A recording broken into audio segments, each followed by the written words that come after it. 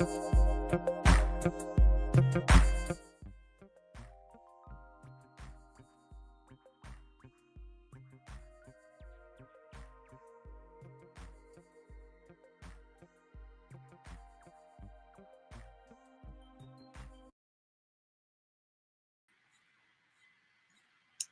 good evening.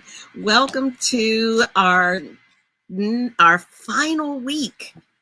I can't believe I'm saying that. It's our final week of our Fight Like a Girl boot camp. I am Apostle Carla Runner with Wailing to Warring Ministries. And if you're watching this, more than likely you are in preparation for our WW5 prayer initiative. And so I welcome you.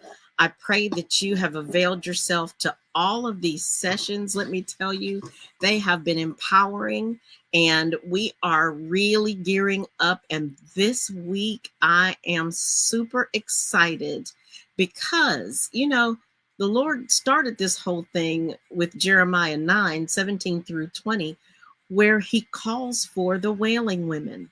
And so it is going to be so powerful for us to hear why our voices matter, and that's giving you the Reader's Digest version. Let me introduce to you our presenter, Apostle Angela Broussard. In her professional capacity, she serves as the director of Wells of Southgate, a fivefold training and equipping center on the Mississippi Gulf Coast. From this administrative leadership position, she functions in a grace flow as a prophetic teacher, having received her master's degree in kingdom leadership. Angela trains up kingdom people to function in their fivefold grace endowment while positioned as a contributing member of a regional ecclesia.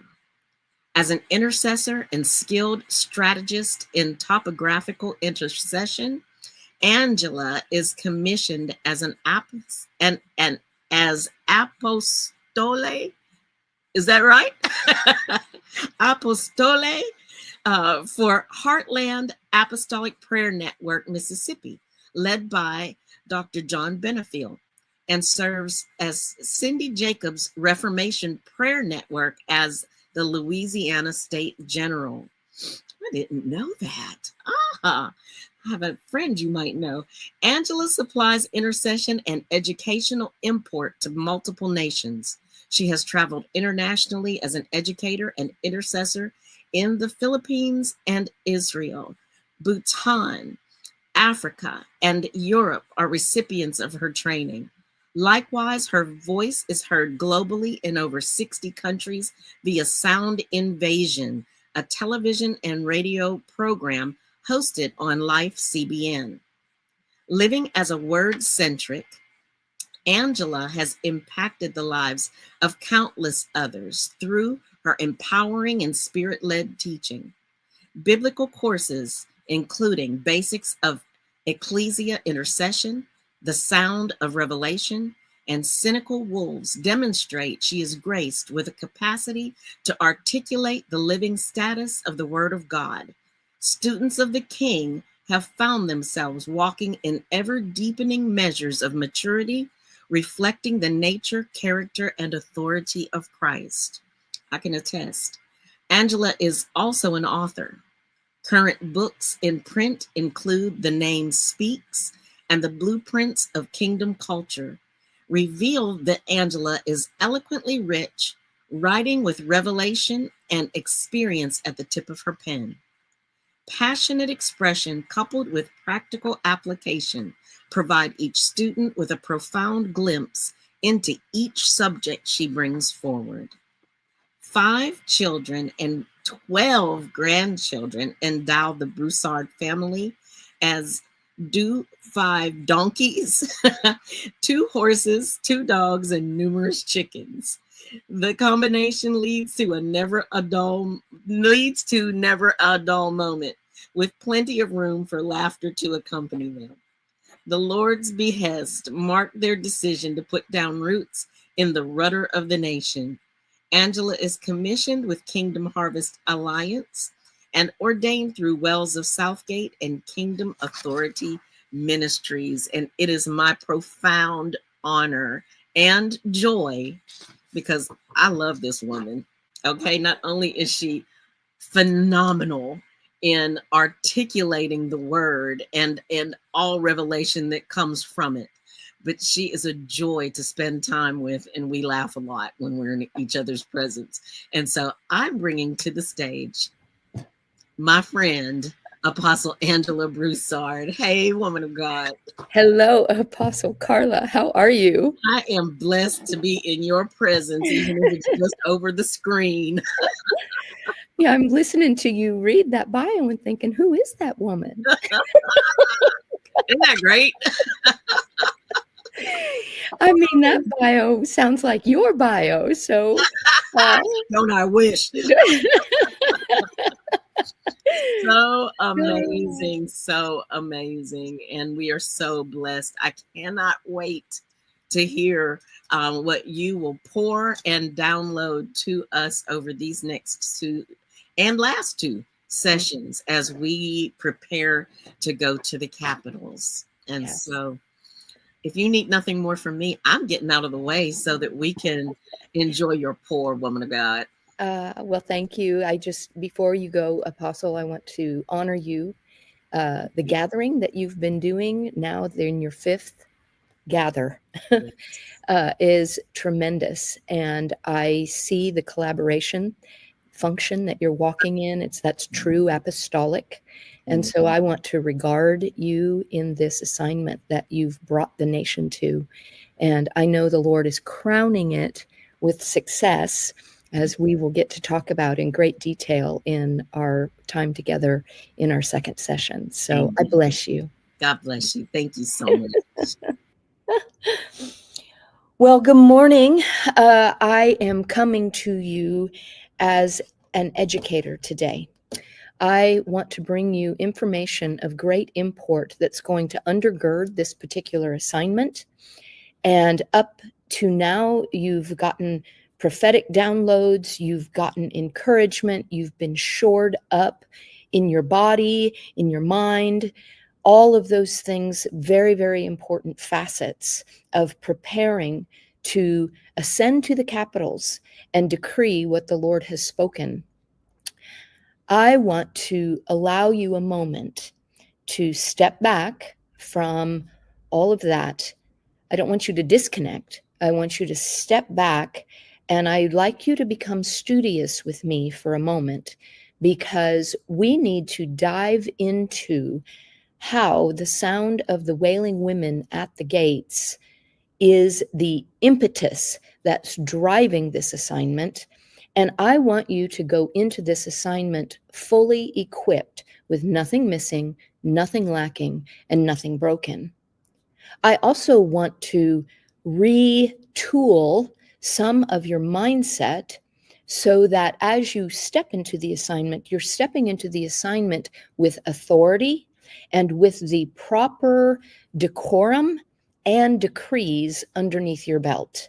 I want you to succeed in this assignment. And so over the course of these next two times that we have together, you're going to be in a classroom setting. Now, some of you are going to be listening as you're driving. You're going to be taking it in kind of like a podcast, and that's fine. I want you to make an intention to also have a second go through where you're sitting quietly with a pen and paper, which is why we've got some slides alongside today, so that you can take in fully the empowerment of the word so that it becomes part of the fabric of your DNA. Now, this first class, I'm going to prepare you. We are going to be laying, as it were, some engine pieces out on a workbench. And we're going to be looking at the engine pieces as individual things. But then we're going to put all those engine pieces back together. And in the second time that we share together, we're going to learn how to turn that engine on and make this thing go and have it go with the right and proper spiritual effort behind it. Okay? So let me lead you today from wailing to warring, which is exactly the name of Dr. Carla's ministry. But we need to have an introduction into what this wailing actually is. So today we are going to look at the introduction to what the Lord has revealed to me is judicial travail.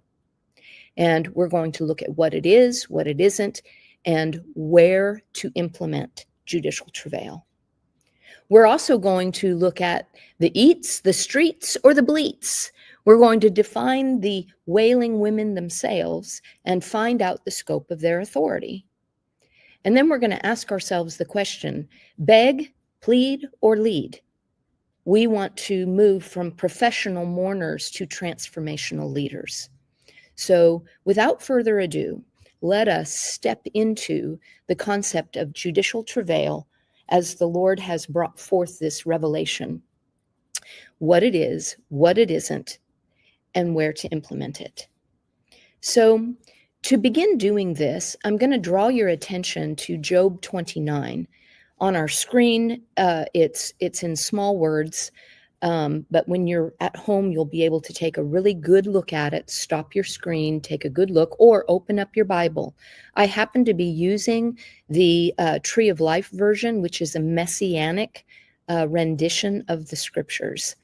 So, if we're going to seek justice through legitimate means, let us look at Job 29. Again, Job took up his discourse, and he said, "Oh, that it could be as in the months gone by, as in the days when God watched over me, when his lamp shone above my head, when by his light I walked through the darkness. As I was in the days of my prime, when God's intimate friendship was upon my tent, when Shaddai was still with me and my children surrounded me, the days when my steps were bathed with butter, and the rock poured out for me streams of oil. When I went out to the city gate and secured my seat in the public square, young men would see me and hide. Old men would rise and stand. Princes refrained from talking and put their hand over their mouth. The voice of the nobles was hushed, and their tongue stuck to their palate. When the ear heard, it called me blessed. When the eye saw me, it commended me. For I saved the poor who cried for help, and the orphan who had no one to help him. The blessing of the dying man came on me, and I made the widow's heart sing for joy. I put on righteousness as my clothing. Justice was as my robe and my turban. I was eyes for the blind and feet for the lame. I was a father to the needy, and I investigated the case of the one I did not know. I broke the jaws of the unjust, and I snatched the prey out of his teeth.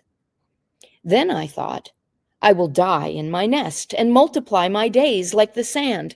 My roots reach to the water, and dew lies on my branches all the night. My glory is fresh within me, and my bow is renewed in my hand. People listened to me and waited and kept silent for my advice. After I had spoken, they spoke no more. My words fell on them drop by drop. They waited for me as for the rain and opened their mouth as spring rain. When I joked with them, they hardly believed it. They did not cause the light of my face to fall. I chose their way and sat as their chief. I lived as a king among the troops. I was like one who comforts mourners." Wow. It's easy to take a look at this discourse that Job spoke and see that he's reflecting upon the great devastation that he has experienced and the result of that devastation. And we hear Job all through the book of Job going through the process of what we would call lament. He is putting forth a grumble, a complaint, and showing forth his pain. And he is walking through that with a decision and an intent not to dishonor God, and that is right. But how many of you know when you're in the middle of a difficult, hard situation, and it gets really, really heavy, oh my gosh, the tendency to land in grumble, complaint, and pain, having it pour out of your mouth, is very, very strong. You know, he said, oh, that it could be as in the months gone by, as in the days when God watched over me, when his lamp shone above my head. I walked through darkness because his lamp was over me. This form of crying out is called lament. Now, lament is an outward demonstration of deep sorrow or regret. It means to rehearse or to recount, to tell again the story. It contains the element of giving honor while also mourning over something.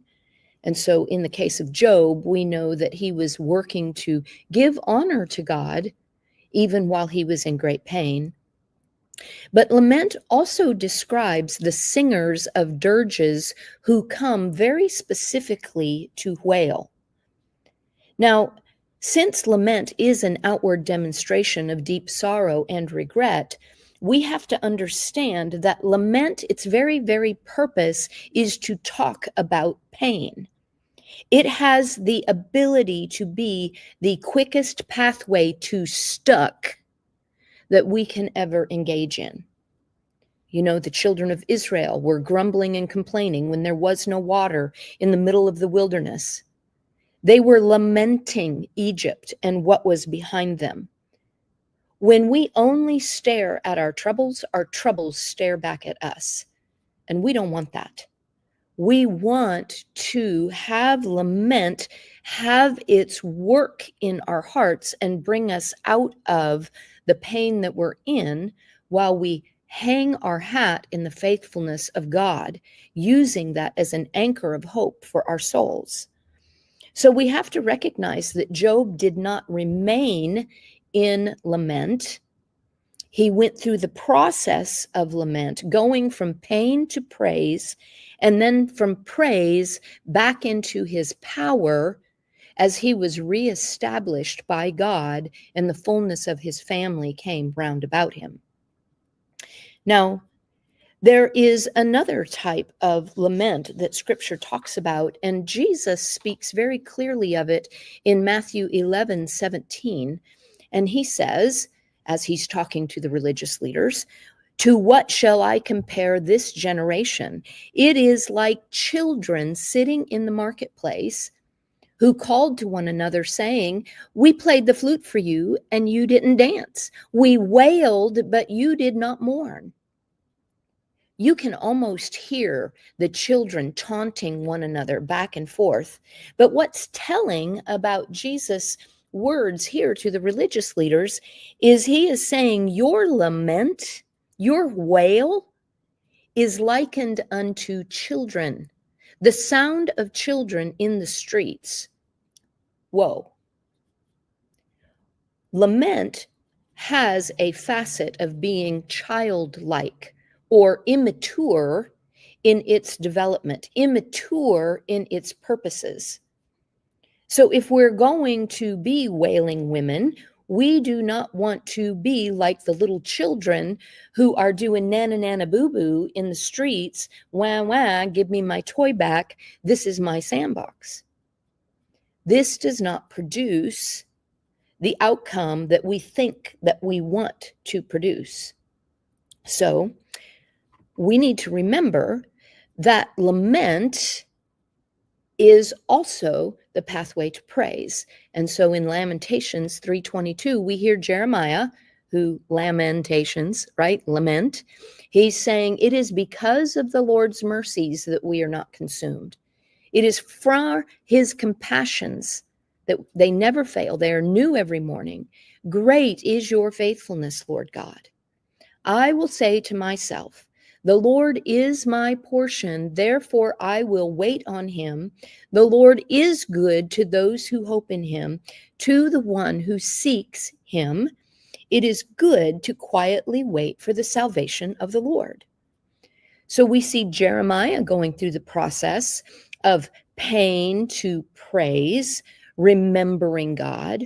We must do this. And so as our stories get retold, we need to remember God, and we need to share our stories by reminding ourselves and the generations after us that God is faithful. We also hear in James that lament has a purpose, and that purpose is for repentance, to renounce our participation in the unrighteous things that got us into the painful place in the first place. It says in James 4:7, lament and mourn and weep. Let your laughter be turned into mourning and your joy be turned into gloom. This is how he countenances himself as he goes into, Father, I broke your word. I disavowed our covenant. I apologize for that. I repent, I turn, and I go the other way. I will draw near to you so that you can draw near to me and bring me restoration. So we can see that lament produces a form of praise, and that the very act of lamenting can be proof of our relationship with God. And if we will allow that wailing to come forward in the right way, it can provide a pathway to intimacy with God, and it can be a prayer for God to act. This is important. We never, ever want to get stuck. And so we need to recall that in the space between pain and praise, trust is built. Father wants us to trust him. Well, let's also look at another word that's related to lament or wailing, and that is the word travail, hence the title of our class, Judicial Travail. In the Hebrew, travail comes from two specific words that mean to labor and toil, or to be in trouble, or like work. And it also means the anguish of childbirth.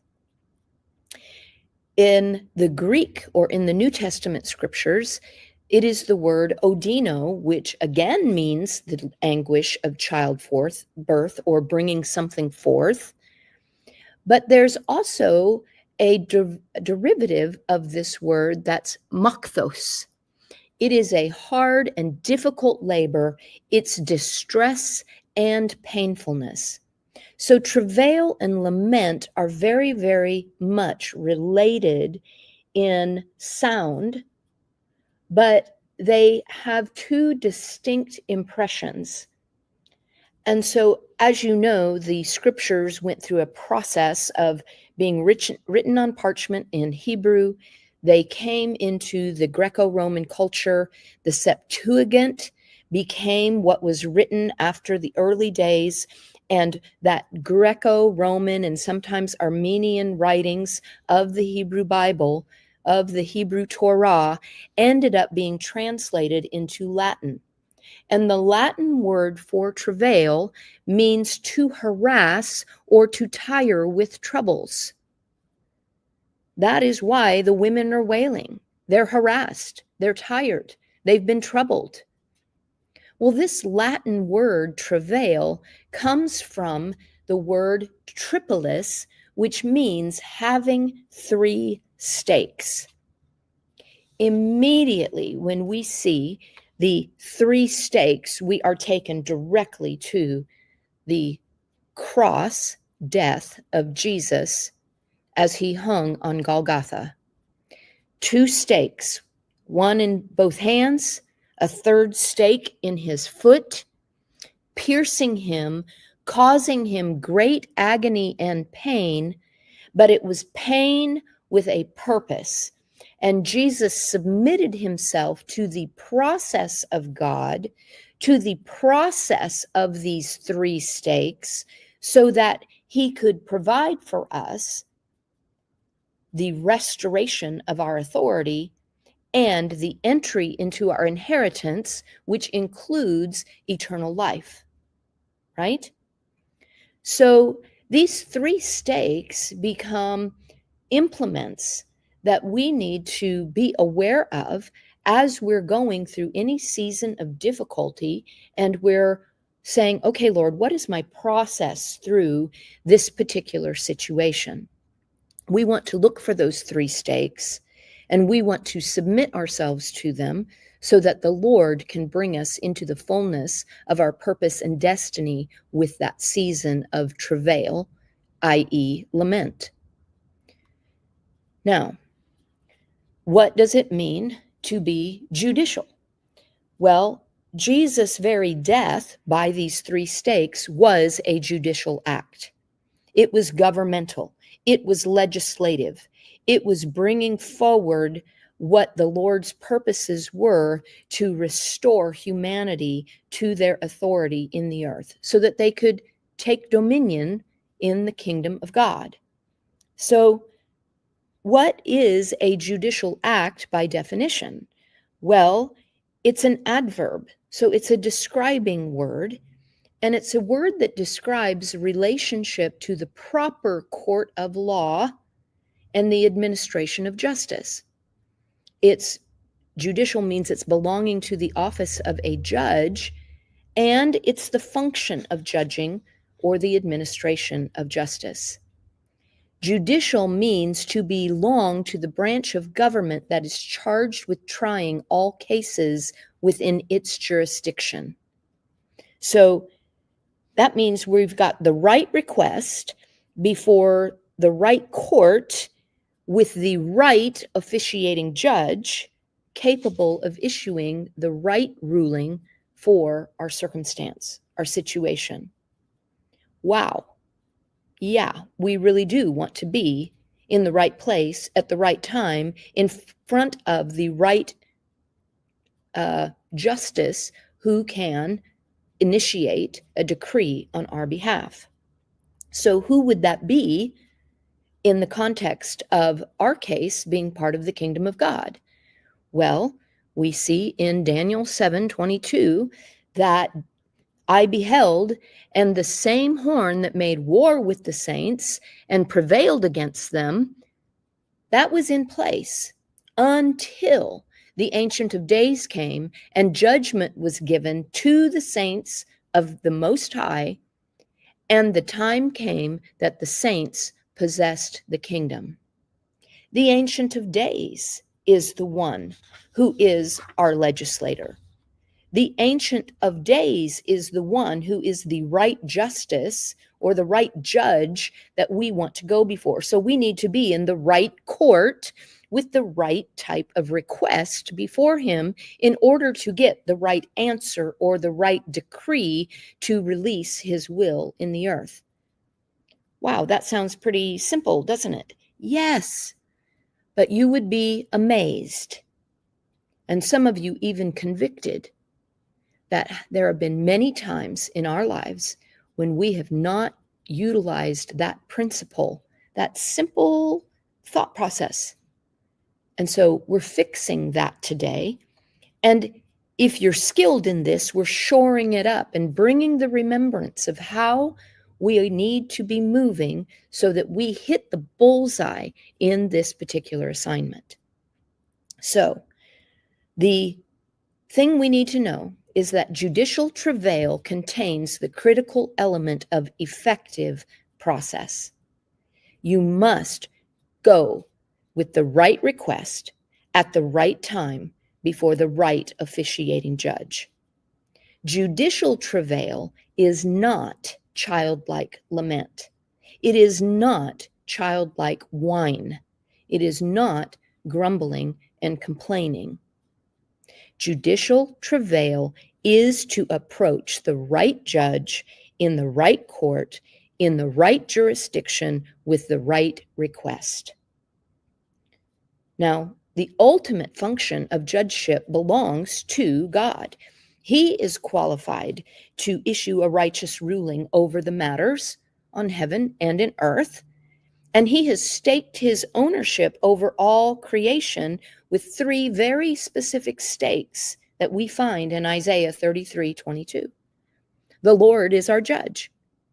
He is our lawgiver. He is our king. He is the one who is going to save us. So we're back to the cross death. Jesus' obedience was the very case that brought sin and death before the right court with the right request of relief before the right judge. This provided the solution for humanity. So as the wailing to warring women, this is exactly what you are doing. You are looking for the solution for your state. And that solution is found in the attributes of the kingdom of heaven that you're going to be releasing. All right? So, who are these wailing women and what is the scope of their authority? Now, I might step on a couple religious toes. I might knock over a couple religious cows. I'm not going to apologize for it because I'm going to bring you into some scripture, but I do not want any condemnation. I want conviction that you are going to mature in your wailing, in your lament, in your judicial travail, so that you begin to walk with dignity in the sound that you are carrying toward the target that the Lord has set before us. All right? So I've titled this little section, Eats, Streets, and Bleats.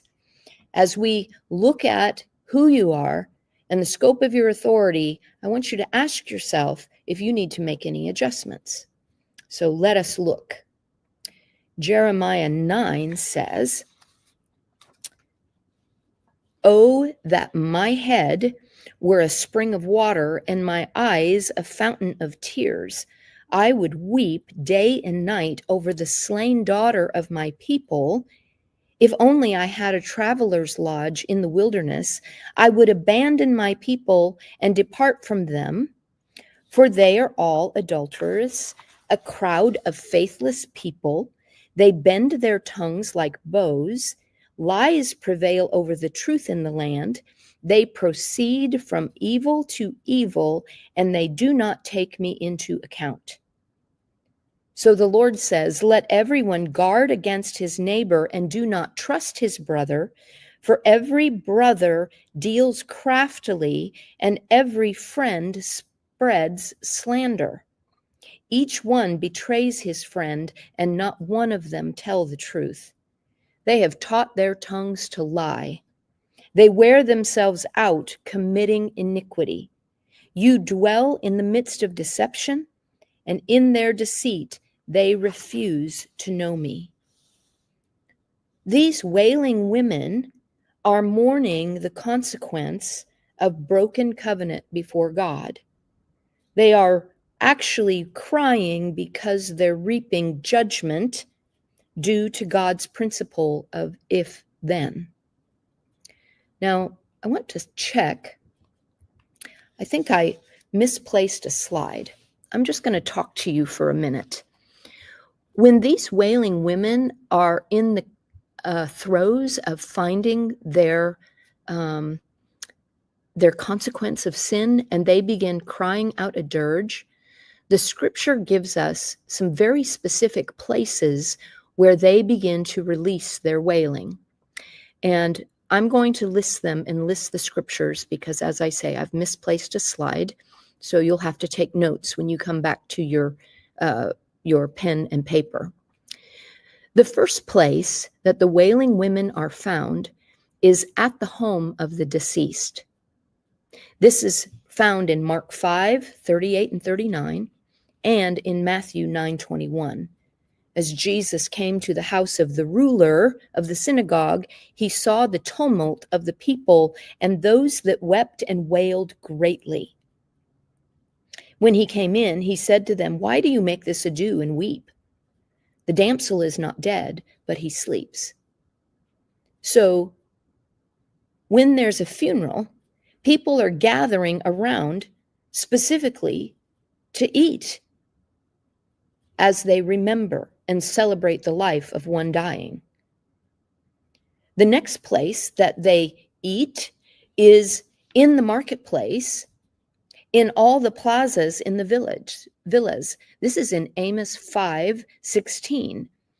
The Lord says, wailing shall be in all the streets, and they shall say in all the highways, alas, alas.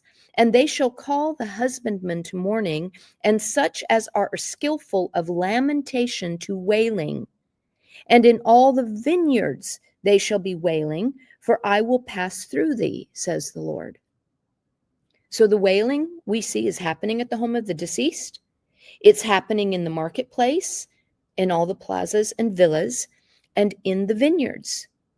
The marketplace is where we go to obtain our food. So this is the eats. In the streets and in the housetops, Isaiah 15:3 and Ecclesiastes 12:5 tells us, in their streets they shall gird themselves with sackcloth. On the tops of their houses, in their streets, everyone shall howl. They will be weeping abundantly. The mourners go about in the streets. All right, these are where the wailing women are found. In the streets is also found in Ezekiel 27:32, over the city. They shall make themselves utterly bald for thee, and gird themselves with sackcloth. They will weep for thee with bitterness of heart and bitter wailing. In their wailing, they will take up a lamentation and lament. The wailing women are also found in every province. Esther 4:3, wherever the king's commandment and his decree came, there was a mourning among the Jews, and fasting and weeping and wailing, and many lay in sackcloth and ashes. And then finally, among the bleats, over the mountains and pastures where the sheep are, Jeremiah 9:10, where we began with Carla this morning. For the mountains I will take up a weeping and a wailing. For the habitations of the wilderness I will lament, because they are burned up, so that none can pass through them, and neither can men hear the voice of the cattle or fowl, because the beasts have fled, they are all gone. These wailing women are crying about their circumstance, but they're wailing in an environment that is not the correct place to legislate a turnaround. They're in the marketplace, they're in the streets, and they're out in the wilderness. They're in the house of the dead. So, wow, we need to adjust our posture and bring our wailing, mature our wailing, so that we are before the right court with the right judge. So, with that said, what is a wailing? It's to lament and wail in mourning, to assemble through the idea of crying aloud. Assemble the wailing women and call for the skillful among them, that our eyes may overflow with tears and our eyelids may gush out with water. As I said in the beginning, it's part of a process. We are not supposed to get stuck in the wailing phase. Oh, here's the slide I was looking for. There it is. The scope of authority for the wailing women: home of the deceased, marketplace, streets, over a city or province, in the mountains or pastures. Not one scripture brings the wailing women before the city gates. We're going to the city gates. We're going to the capital where legislation is released over the land. Let us go with the right decree, with the right request, at the right time, before the right court, with the right judge. So, the wailing women are wailing because of sin committed, because we have forsaken the land. How do we move out of wailing into getting into the right decree? We need to choose whether we're going to beg or plead or if we're going to lead. Therefore, we have to look at Luke 18 with the widow and the unrighteous judge. All of you are familiar with the story, the encounter. Jesus told us very specifically that the parable was about persistence. But when you look at the players of this story, this encounter, we've got the widow woman and we've got the unrighteous judge, and the complaint of the widow woman is likened unto a wailing, please, please, please give me justice from my oppressor. And the unrighteous judge could care less. And the only reason he gave her vindication from her enemy is because he was being worn out by her persistence. Now, how many of us want to war by wearing ourselves out? None of us do.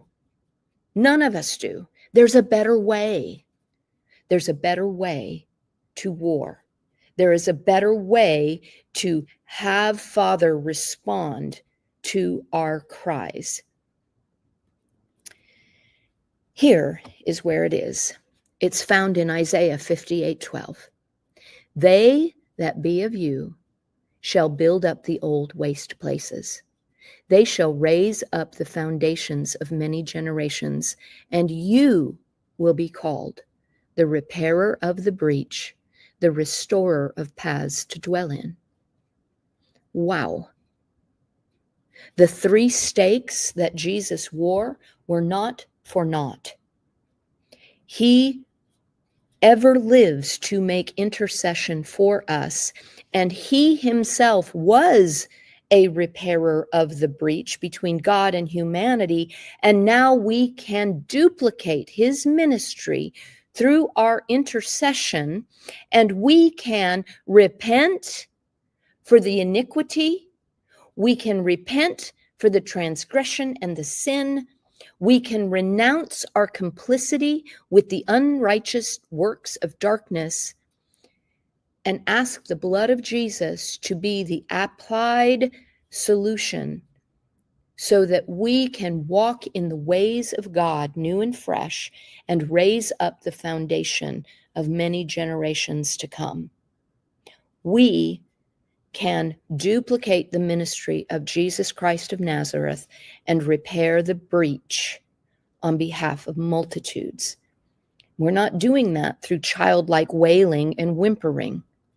We're doing that because we recognize, oh, Father, we have sinned. Therefore, we repent. Therefore, we renounce. Therefore, we receive of your plenteous of forgiveness. Doesn't that feel so much better? It certainly does. Once we've done that, then what? We need to know how to walk in the Lord's ways. And so he says in Deuteronomy, in the Torah, hear, O Israel, the Lord our God is one. Love the Lord God with all your heart and with all your soul and with all your strength. These words which I am commanding you today are to be in your heart. You are to teach them diligently to your children and speak of them when you sit in your house, when you walk by the way, when you lie down and when you rise up. Bind them as a sign on your hand, because they are to be as frontlets before your eyes. Write them on the doorposts of your house and on your gates. Pardon me. These frontlets provide for us memory hooks. We want to build memory hooks about the Word of God, the law of God, the way we are to conduct ourselves ethically and morally into the fabric of our being and into the fabric of our children and our children's children. So what is in these frontlets, the Word of God that we're putting before our eyes, that the Word of God that we're binding to our heart, it is the remembrance that God himself has delivered us. and that we are to consecrate or set apart ourselves unto his ways. And in Exodus 13, 1 through 10, that I've got here on your screen, the Lord says, consecrate to me, set apart for me all the firstborn. Why? I want you to remember this day on which you came out from Egypt, out of the house of bondage. For by a strong hand, Adonai brought you out from this place. Drop to the bottom. You are to tell your son, it is because of what Adonai did for me when I came out of Egypt. So I will be like a sign in your hand and a reminder between your eyes, so that the Torah of Adonai may be in your mouth. The word of God. We must stake to our heart the deliverance of God. We must set ourselves apart. We must remember, so that we move forward, not making the same mistake and restoring ourselves unto sin again, but instead we want to allow ourselves to hold firm and hold fast to the way of God. This is the effective process of judicial travail. We can take a moment and cry because we messed up. But we must take ourselves to remembering that God is our deliverer, and that he takes us out of the wilderness and out of the streets, and he says, okay, it's time to grow up now. Come repent, come renounce, come establish yourself in my way, in my nature, in my character, in my authority, and I will establish you again and show myself favorable to you. The effective process of judicial travail is absolutely to go from wailing to warring. And in our next session, when we are together, I'm going to show you how we war effectively. Amen? Carla. Wow. Wow. And wow. Woo! I, for one, will be reviewing this and reviewing it and reviewing it so that I can take notes. I have learned that that is the way to do this, that the first time I hear something is just to sit and allow my spirit man to absorb, and then go back.